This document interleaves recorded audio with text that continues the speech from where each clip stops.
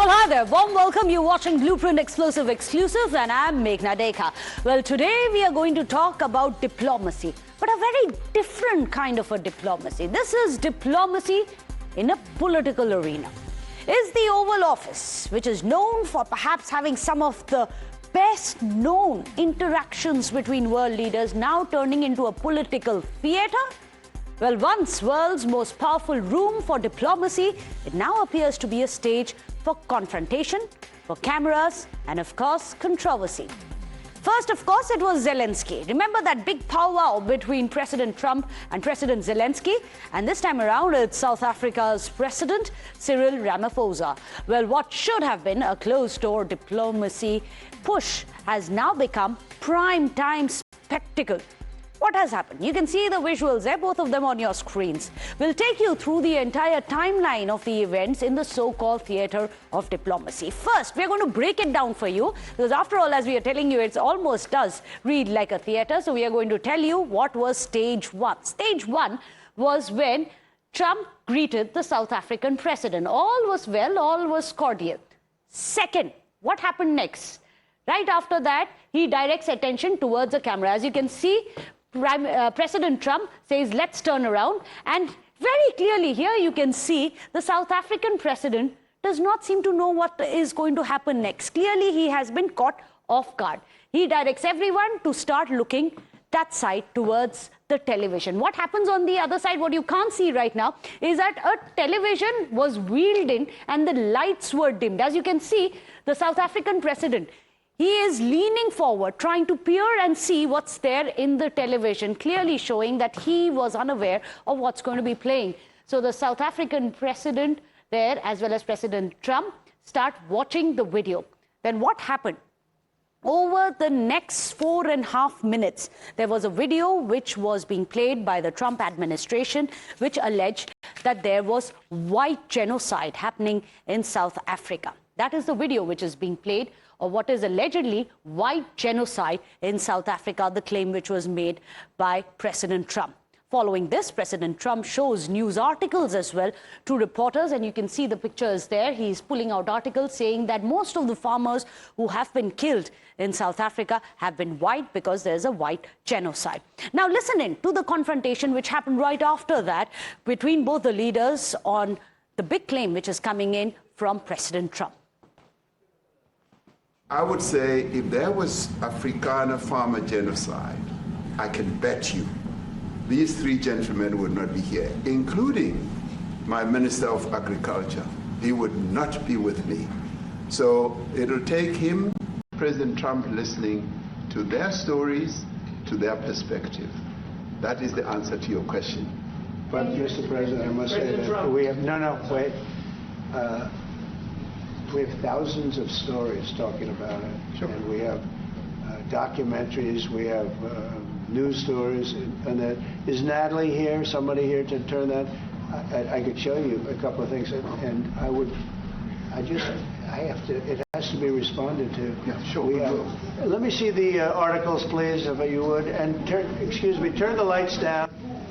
Turn the lights down, and just put this on. It's right behind you, Johan.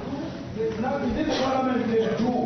With or without you, people are going to occupy land. We require no permission from you, from the president, from no one. We don't care. You can do whatever you want to do. And those cars aren't driving. They're stopped there to pay respects to their family member who was killed. Those people were all killed. Have they told you where that is, Mr. President? No, I'd like to know where that is, because this I've never seen. But, okay. I mean, it's in South Africa, that's where. Look, these are articles over the last few days. Death of people. Death. Horrible death. Death. When you look at the videos, I mean, how does it get worse? And these are people that are officials, and they're saying that kill the white farmer and take their land.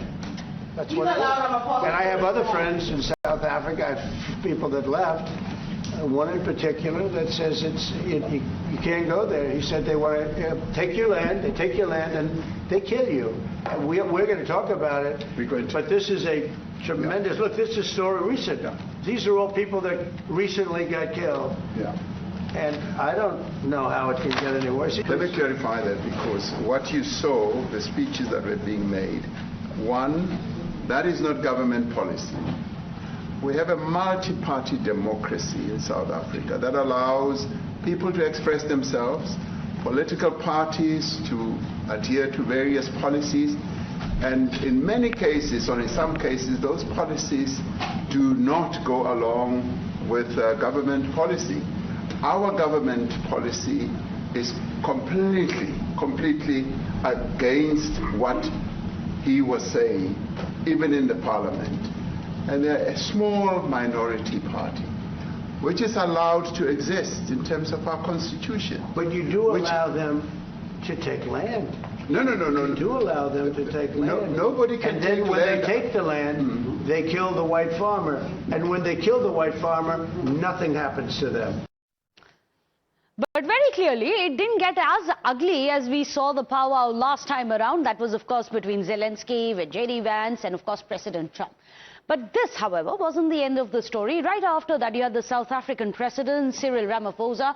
He didn't hold back either. He took a subtle swipe at the media, and he had remarked that everyone was looking for drama, when, in fact, according to him, the meeting had been perfectly cordial, he said. Watch this. You wanted to see drama and something really big happening. And I'm sorry that we disappointed you somewhat when it comes to that. Well, of course, there were other journalists who were sitting there, and they said that, I don't know what drama is as per your definition. For us, that was drama enough. Meanwhile, in Donald Trump's second term, remember, the Oval Office does seem to have transformed into a chamber of diplomacy, into a stage for high-stakes political theatre. In fact, the recent clash with the South African president, as you just saw, echoed a similar incident which happened earlier this year. Yes, we are talking about Ukrainian President Vladimir Zelensky when he arrived, expecting a routine show of solidarity, only to walk out after a heated shouting match with not just President Trump, but also Vice President J.D. Vance. Let's remind you what had happened about 3 months back. We have something that is a very fair deal, and we look forward to getting in and digging and working and getting some of the rare earth. But it means we're going to be inside, and it's a big commitment from the United States, and we appreciate working with you very much.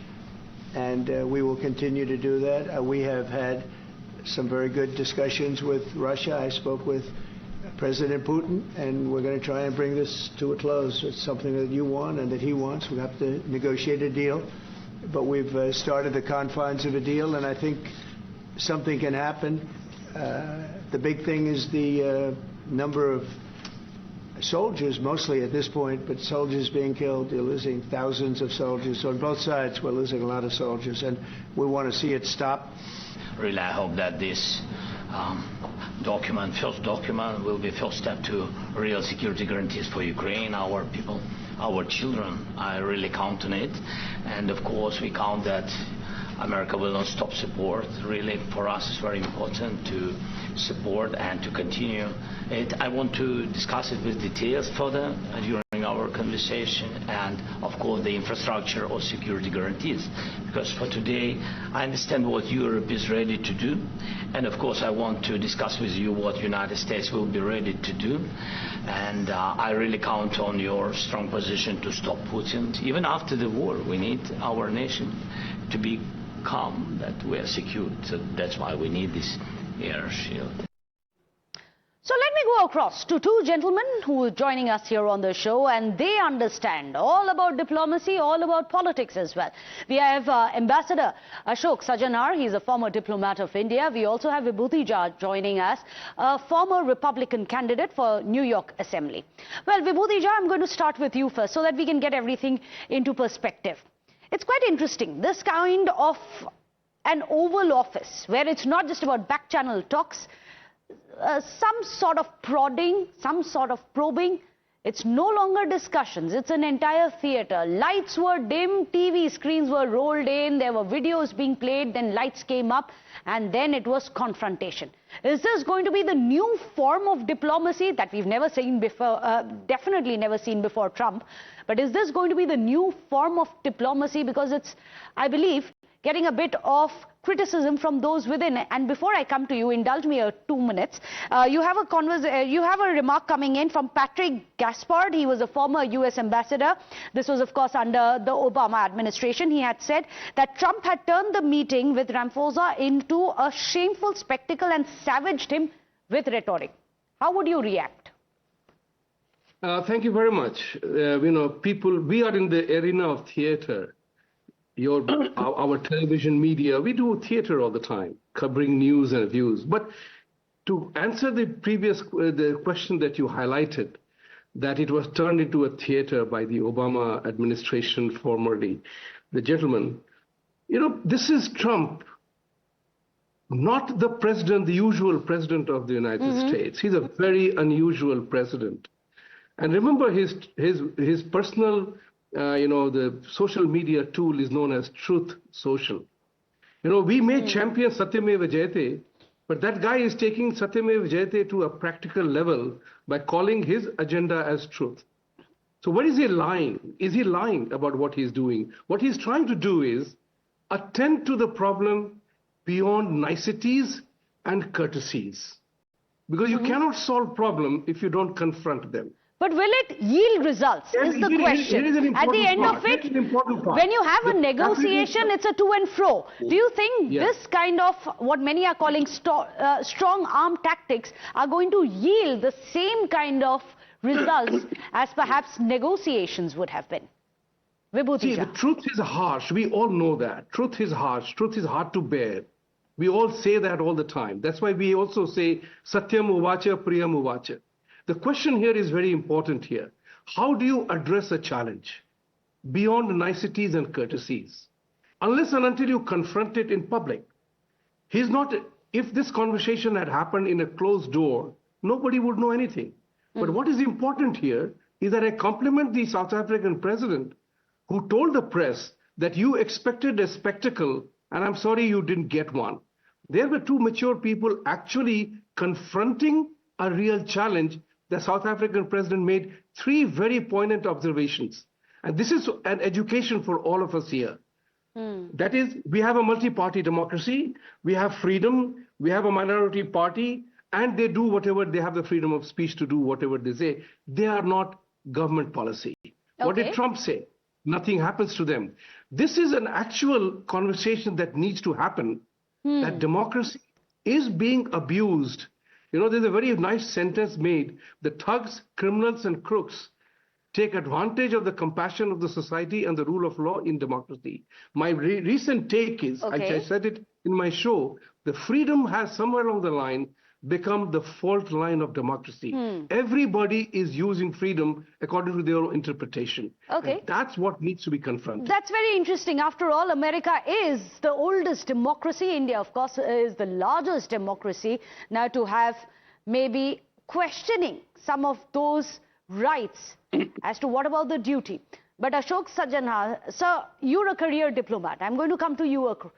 Do you think it is the diplomat's job to be honest? Is the president's job to be honest during negotiations? Is that going to be the way forward? Do you think Trump may have changed what the terms of engagement and diplomacy are now?